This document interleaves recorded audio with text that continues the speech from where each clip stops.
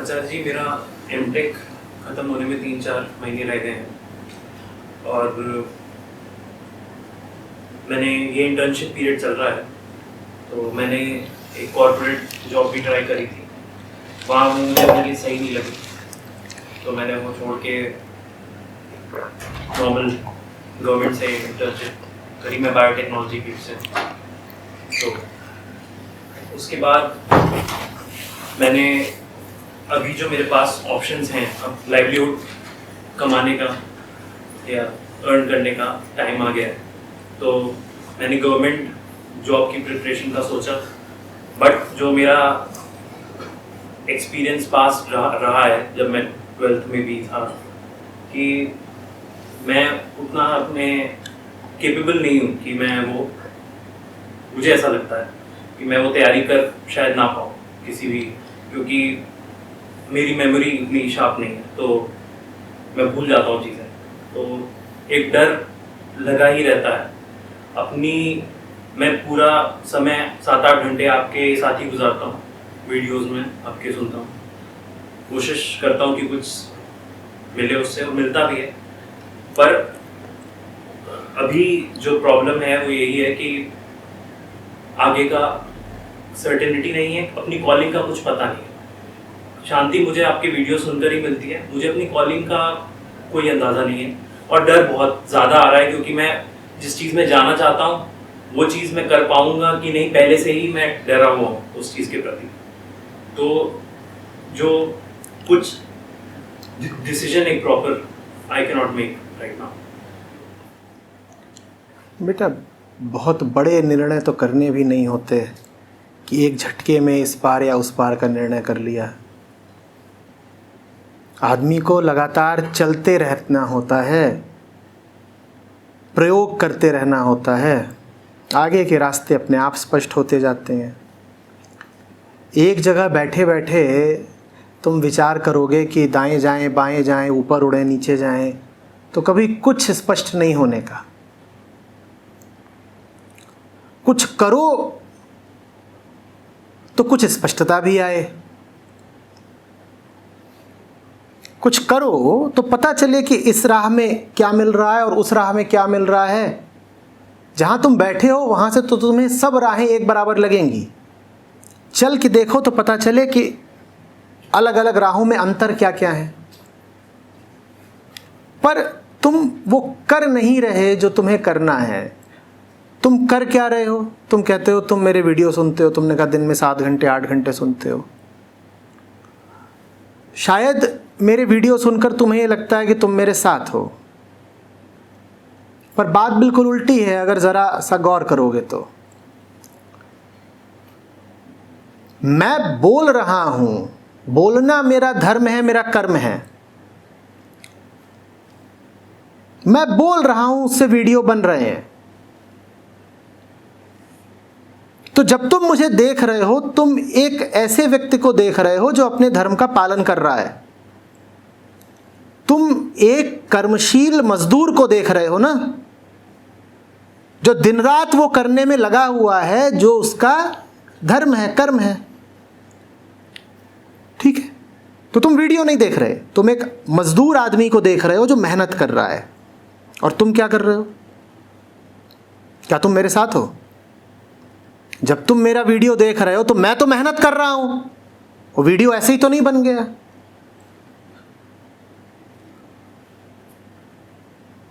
मैं तो मेहनत कर रहा हूं, तुम क्या कर रहे हो?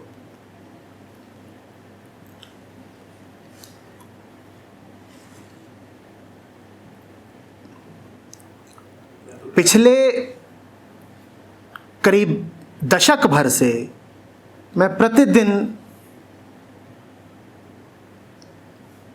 10 वीडियो लायक उत्पादन करता हूं।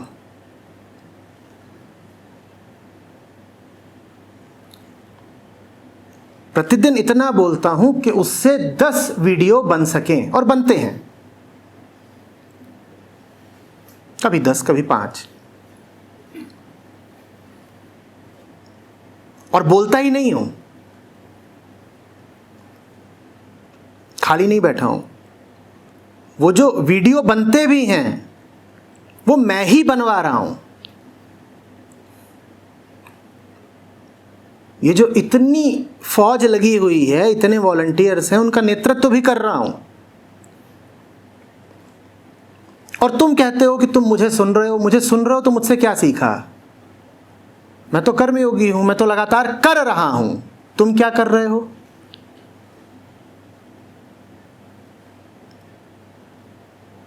बताओ, तुम क्या कर रहे हो? और मैं भी जब करता हूं तो मुझे कोई पूर्ण स्पष्टता तो प्रतिपल होती नहीं कि यही ठीक है, यही ठीक है। जब नहीं पता होता क्या ठीक है, तो मन में श्रद्धा रख के प्रयोग किए जाते हैं ना। प्रयोग करके उनका परिणाम देखा जाता है। परिणाम अनुकूल है तो आगे बढ़ते हैं, नहीं तो राह बदली जाती है। तो मैं तो ये सब कर रहा हूं, कर्म कर रहा हूं, प्रयोग कर रहा हूं। तुम क्या कर रहे हो?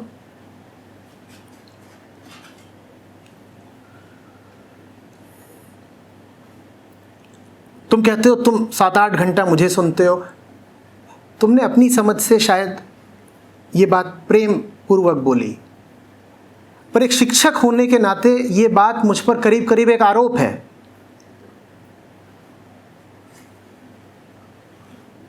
तुमने मुझे सम्मान नहीं, इल्जाम दिया है कि इनको हम 7-8 घंटा सुनते हैं फिर भी हम ऐसे ही हैं।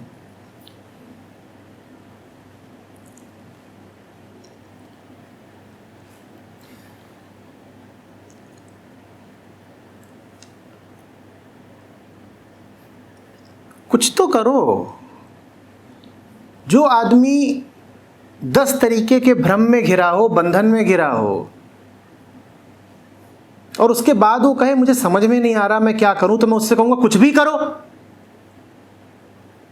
कुछ भी करो, पर करो तो। तुम करके जो सबसे घटिया काम करोगे वो भी न करने से बेहतर होगा। अगर 5 चीजें तुम कर सकते हो तो इसमें जो सबसे निम्नतम मूल्य की एक चीज होगी, जो सबसे गई गुजरी दिशा होगी करने की, वो भी कुछ ना करने से तो बेहतर ही होगी ना।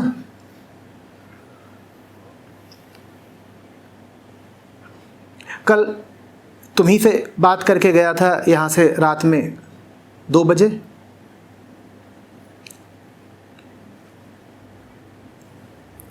गया और भी सब साथ के लोग हैं, इनसे बात हो रही है और काम संबंधी ही बात हो रही है। जब तक सोया तब तक भोर हो गई थी। आज उठा हूं तो उठने के बाद पहला निवाला अभी यहीं सामने एक रेस्टोरेंट है उसमें डाला है,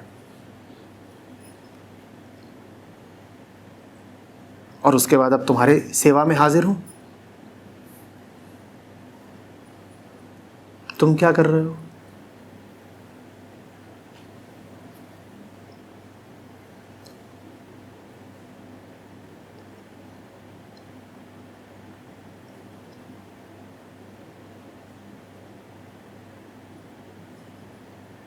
तुम कहोगे आचार्य जी आप जानते हैं ना आपको क्या करना है, इसलिए आप इतनी मेहनत कर लेते हैं। हम जानते नहीं। नहीं, आचार्य जी भी नहीं जानते। ये तो तुम्हें अच्छे से ही पता है कि एनलाइटेंड तो मैं हूं नहीं। तो मैं सब कुछ नहीं जानता। मैं भी तुम्हारी तरह एक साधारण इंसान हूं। मुझे भी बातें नहीं पता होती।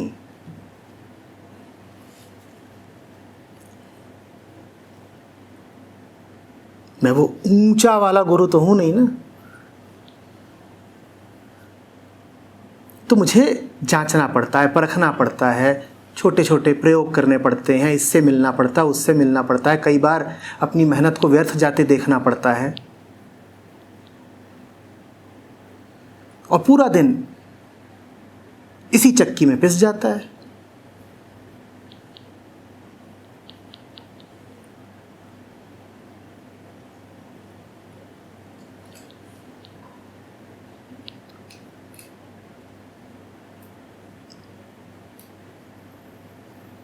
कुछ तो करो।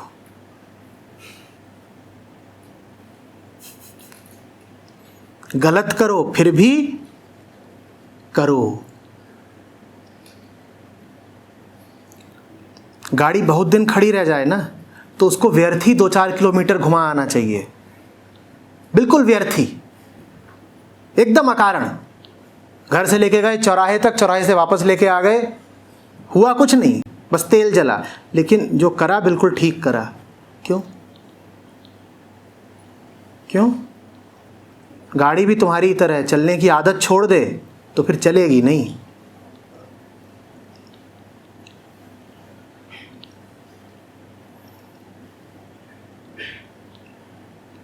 कहीं को जा रहे हो और रास्ता भटक गए हो, बिल्कुल सुनसान जगह पर खड़े हो, रास्ता भटक गए हो, जीपीएस इत्यादि कुछ नहीं और आसपास कुछ आबादी नहीं, तो क्या करोगे? जहां हो वहीं खड़े हो जाओगे कि अब तो हम जानते ही नहीं कहाँ है, कहाँ को जाना है, तो कैसे बढ़ें? या ये करोगे कि किसी भी दिशा में थोड़ा आगे बढ़ोगे? क्या करोगे? किसी भी दिशा में थोड़ा आगे बढ़ो ना, कोई मिलेगा। जहां हो तुम वहां खड़े खड़े तो कुछ समझ में नहीं आने का, किधर को भी बढ़ो।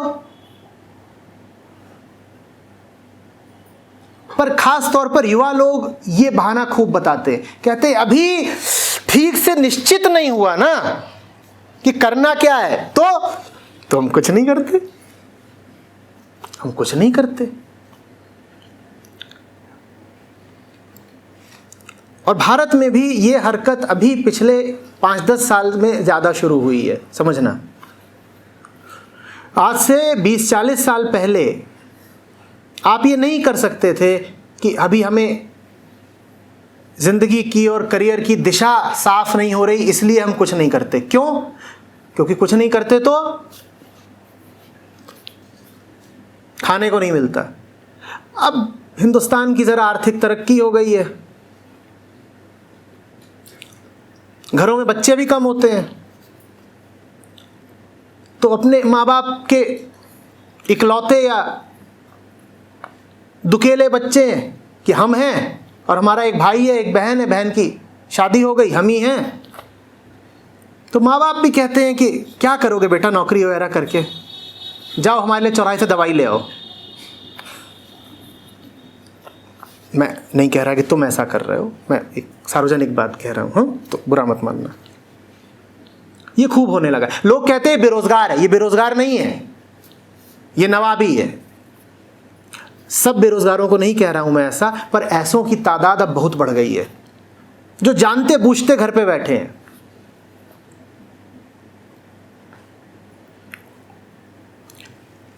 कंपनियों के पास जाओ, वहां वो विज्ञापन दे रही हैं, उन्हें लोग नहीं मिल रहे काम करने वाले। क्यों नहीं मिल रहे काम करने वाले? कहीं तनख्वाह बहुत कम है और काम बहुत कराते हैं।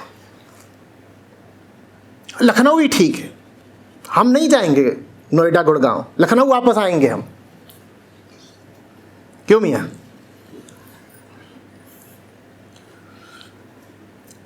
और जाएंगे और कंपटीशन की तैयारी करेंगे, सरकारी मिलनी चाहिए। ये प्राइवेट वाले 15-20 हज़ार देते हैं और 5 दिन हफ्ते में काम करना पड़ता है।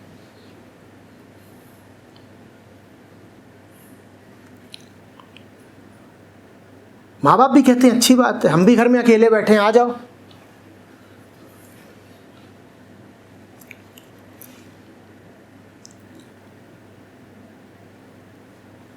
मुझे बिल्कुल नहीं समझ में आता कि 26, 28, 30 साल का कोई जवान लड़का या लड़की घर पर बैठकर कैसे खा सकता है। मेरे लिए ये एक भयानक बात है। मैं तो भगत सिंह को जानता हूँ, मैं राजगुरु को जानता हूँ, जो 22 की उम्र में ही न जाने कहाँ पहुँच गए थे। तुम 26, 28, 30 के हो जाते हो और कहते हो अभी हमें कुछ समझ में नहीं आ रहा। और घर में माँ तो है ही, वो बढ़िया समय पे नाश्ता ले आती है, खाना ले आती है, बाप की उम्र भर की अर्जित संपत्ति भी घर पर है। अब कौन इस सुख को छोड़ करके जाए मेहनत करने कहीं पर?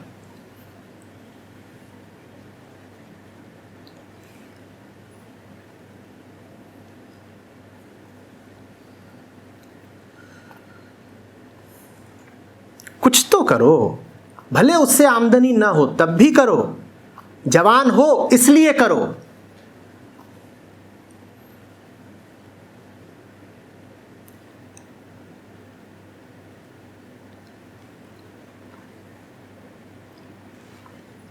और कुछ नहीं सूझ रहा करने को तो देशाटन कराओ, भारत भ्रमण करो, देश ही देख लो पूरा, पर घर पे तो मत बैठे रहो।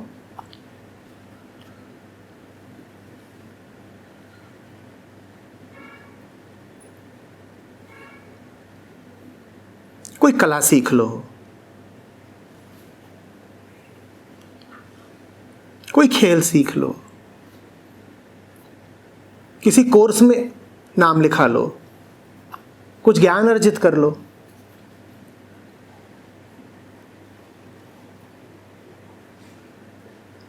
ये चल क्या रहा है कि 6 साल से सरकारी नौकरी की कोशिश कर रहा है लड़का,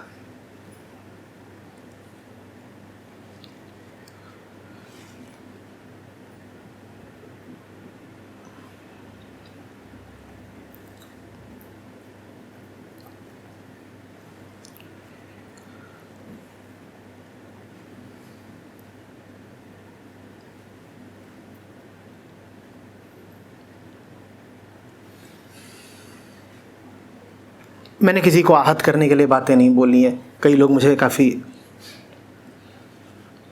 भेदक दृष्टि से देख रहे हैं। मैं सिर्फ एक सुझाव दे रहा हूं।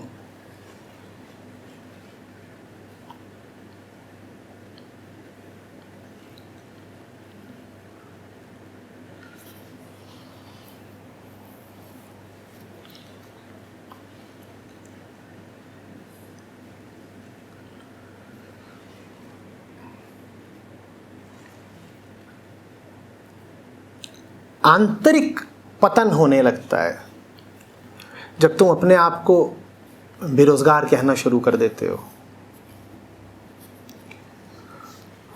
और वैसा ही पतन होता है उन गृहिणियों का जिनके ऊपर अब गृहस्थी की कोई खास जिम्मेदारी नहीं है, फिर भी वो घर पर ही बैठी हैं। मैं समझ सकता हूँ, आप काम कर रही थीं, आप गर्भवती हो गई, 2 साल 4 साल के लिए आपके लिए संभव नहीं रहा काम करना, वो बात ठीक, उतना समझा जा सकता है। पर आप 40 वर्ष की हो चुकी हैं, बच्चे बड़े हो चुके हैं, अपनी अपनी ज़िंदगी देख रहे हैं, घर में ठीक ठाक रुपया पैसा है, आप मध्यम वर्ग से हैं या उच्च मध्यम वर्ग से हैं, घर में नौकर चाकर भी लगे हुए हैं, और सुबह 9 बजे से लेकर शाम के 8 बजे तक वास्तव में आपके पास कोई काम नहीं है। आपका बड़ा पतन होगा, ये खाली समय आपको लील जाएगा। मैं उन गृहिणियों के बारे में नहीं कह रहा जिनके पास वास्तव में आर्थिक तंगी है और जिन्हें घर के सारे काम स्वयं करने पड़ते हैं। तो गलत मत समझिएगा, मैं उनके बारे में कह रहा हूं जो 9 बजे 10 बजे के बाद खाली हो जाती हैं और फिर शाम तक कुछ नहीं है करने को, तो या तो सोना है या टीवी देखना है या फ़ोन पर इधर उधर का कुछ व्यर्थ करना है काम। और बहुत तादाद है ना ऐसी गृहिणियों की। मैं बेरोजगार युवाओं और ऐसी गृहिणियों सबसे कह रहा हूं, कुछ करो।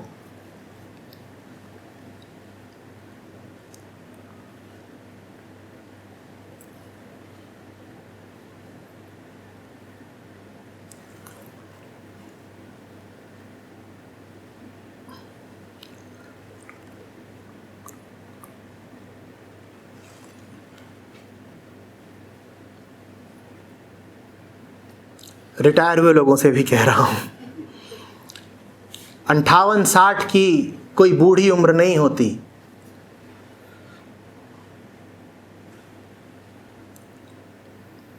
और सरकारी नौकरी से निवृत्त होकर के तुम 60 में घर पे बैठ जाते हो, कभी 58 में घर पे बैठ जाते हो। जियोगे अभी 25 साल और, ये कर क्या रहे हो? ये भी मनोरोगी हो जाएंगे, इनका भी आंतरिक पतन होगा।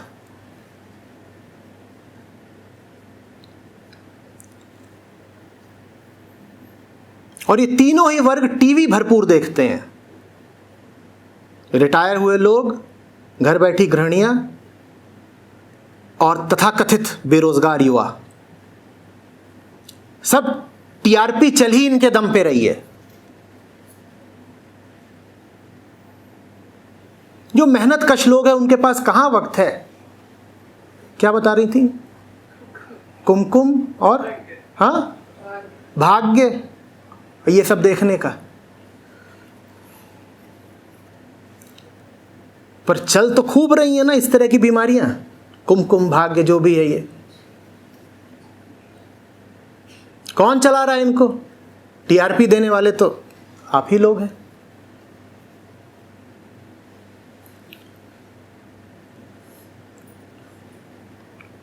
न फैक्ट्री में काम करता श्रमिक कुमकुम देख रहा है, न सीमा पे लड़ता सैनिक कुमकुम देख रहा है, न खेत का किसान कुमकुम देख रहा है,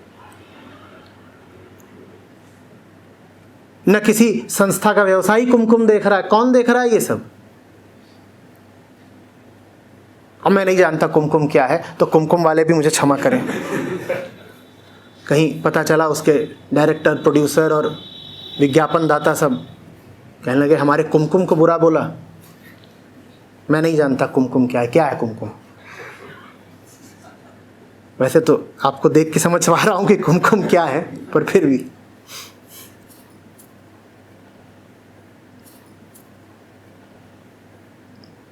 ये बहुत बड़ा क्षरण है युवा शक्ति का, नारी शक्ति का, मानव शक्ति का, और अगर आप राष्ट्रवादी हैं तो कहूंगा राष्ट्र शक्ति का। जनसंख्या का इतना बड़ा तबका बस खाली बैठा है।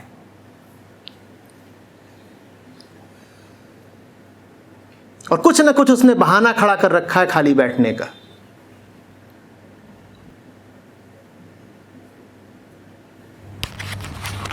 क्या वास्तव में कॉलिंग सबको मिलती है अपनी लाइफ में? कॉलिंग माने क्या होता है? वो करना जो तुम्हारे बंधनों को तोड़े। बंधन है तो कॉलिंग को होना ही पड़ेगा ना, और कोई तरीका ही नहीं है। उपाय क्या है? कॉलिंग माने वो काम जो तुम्हारी मुक्ति में सहायक बने। ठीक है, याद रखोगे? कॉलिंग माने वो काम जो तुम्हारी मुक्ति में सहायक बने। कॉलिंग रुचि, रुझान, इंटरेस्ट, पैशन की बात नहीं होती। कॉलिंग आध्यात्मिक बात होती है। ऐसा काम करना है जिंदगी में जिसको करने से भीतर के सब बंधन कटें। ऐसे काम को करके जीविका कमानी है। तो आप लोग जो भी काम कर रहे हो उसके बारे में यही जांच लीजिए कि वो काम करने से आपके बंधन कटते हैं, शेष रहते हैं, या और बढ़ जाते हैं। अगर आप जो कर रहे हैं वो करने से आपकी आंतरिक प्रगति भी हो रही है, मात्र पैसे ही नहीं आ रहे, मात्र जीविका ही नहीं चल रही, आंतरिक आजादी भी मिल रही है, तो फिर आप जो काम कर रहे हैं उसको कहा जाता है कॉलिंग, अन्यथा नहीं।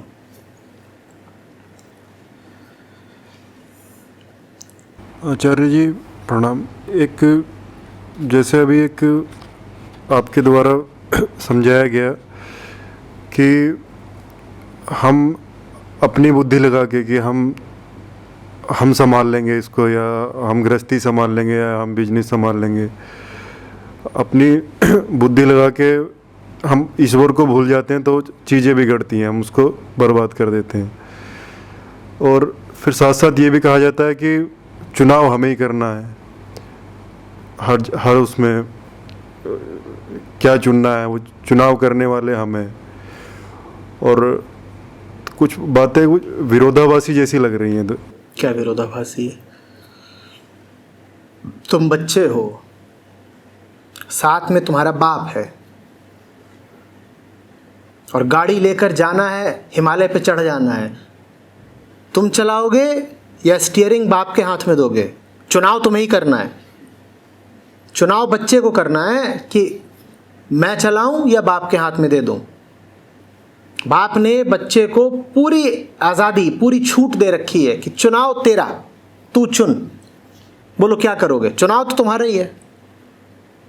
तो यही समझाने के लिए कहता हूं कि तुम्हें चुनाव का अधिकार मिला हुआ है, लेकिन अपने इस अधिकार का दुरुपयोग मत करना। कभी खुद को मत चुनना। तुम्हें अधिकार मिला हुआ है कि अपनी जिंदगी की गाड़ी तुम चलाओगे या बाप चलाएगा। कभी खुद को मत चुन लेना, बाप को चुनना। जिंदगी तुम्हें लगे तुम्हारी है, गाड़ी तुम्हें लगे तुम्हारी है, चुनाव का हक तुम्हें लगे तुम्हारा है, तो भी उस हक का इस्तेमाल बाप के प्रति करना।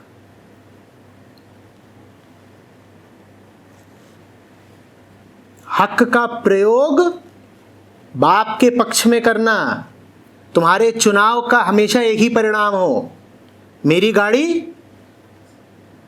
पिताजी चलाएंगे। कौन से पिताजी की बात कर रहा हूं? कहीं कह दो कि मेरे पिताजी के पास तो लाइसेंस ही नहीं है, तो ये क्या आता है जी? मेरे पिताजी तो बेचारे गांव के सीधे साधे, आप कह रहे हो गाड़ी चलाएंगे। कौन से पिताजी की बात हो रही है? परम पिता।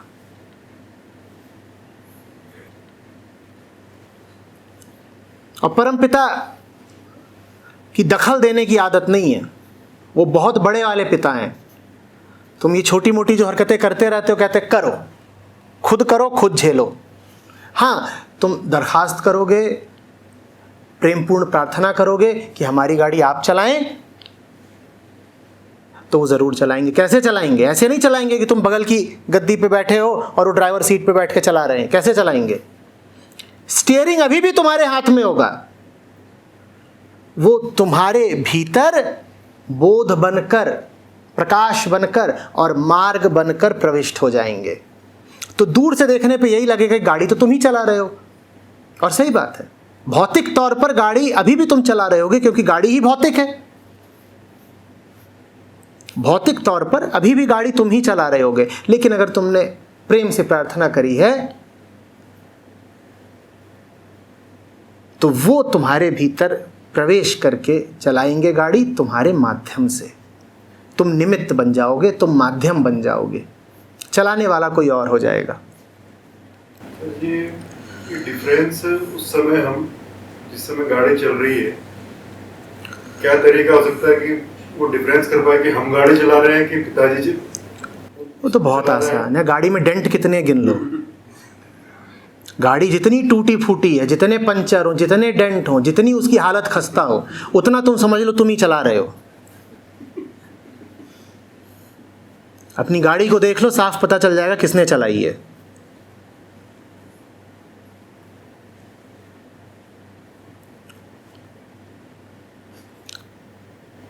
मान लो हमें पता चल गया कि हम चला रहे हैं, तुरंत स्टीयरिंग कैसे उसको दे? उस समय स्टीयरिंग तो तुम्हारे ही हाथ में रहेगा। अंदर वो उस समय कैसे उसको इंटरचेंज कैसे हो पाए? वो इंटरचेंज ऐसा थोड़ी है कि वहाँ बटन दबा दिया कार का और कुछ इंटरचेंज हो गया। ऑटो मोड से मैनुअल मोड में आ गए।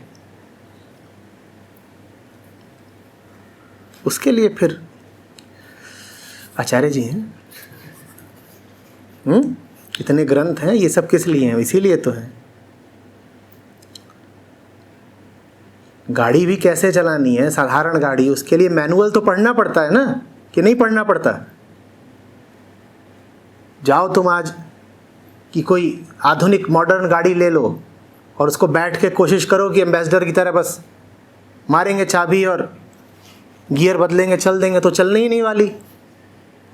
पहली बात तो उसमें गियर ही नहीं होगा। तुम कहोगे अरे लगता है तेल कम है इसलिए नहीं चल रही, जाके देखोगे उसमें पेट्रोल की टंकी ही नहीं है। ये क्या बात, न गियर है न इसमें टंकी है, तो चलती कैसे है? अगर लगता है इंजन में कुछ दिक्कत है, जाके देखोगे, खोलोगे, वहाँ न सिलेंडर है न पिस्टन है, ये कोई और ही चीज़ है। तो फिर मैनुअल पढ़ना पड़ता है ना। मैनुअल तुम्हें बताता है गाड़ी क्या है वास्तव में। इसी तरीके से जब ग्रंथों को पढ़ते हो तो वो जीवन का मैनुअल है, वो तुम्हें बताते हैं संसार क्या है वास्तव में। गाड़ी चलाने के लिए मैनुअल पढ़ना पड़ेगा, और संसार में जीवन चलाने के लिए ग्रंथ और शास्त्र पढ़ने पड़ेंगे। जिन्होंने ग्रंथ और शास्त्र नहीं पढ़े हैं फिर भी गाड़ी चला रहे हैं,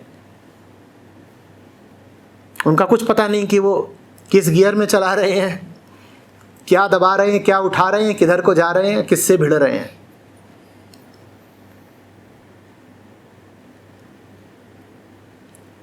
जैसे गाड़ी बिना मैनुअल के नहीं आती, जिसने गाड़ी बनाई उसी ने मैनुअल भी बनाया ना, जिसने गाड़ी बनाई उसी ने मैनुअल बनाया, दोनों एक ही जगह से आ रहे हैं। उसी तरह से समझ लो, जहां से संसार आता है वहीं से आध्यात्मिक ग्रंथ भी आते हैं। उसने तुमको यूं ही नहीं छोड़ दिया है संसार में, साथ में क्या दे के भेजा है? मैनुअल की। भाई चलना है तो ऐसे चलो, कोई गाड़ी नहीं पाओगे बिना मैनुअल की। इसी तरीके से संसार में कोई चल नहीं सकता बिना आध्यात्मिक ग्रंथों के। चलेगा तो उबड़ खाबड़ गिरता पड़ता, चलो ऐसे ही चलना है तो।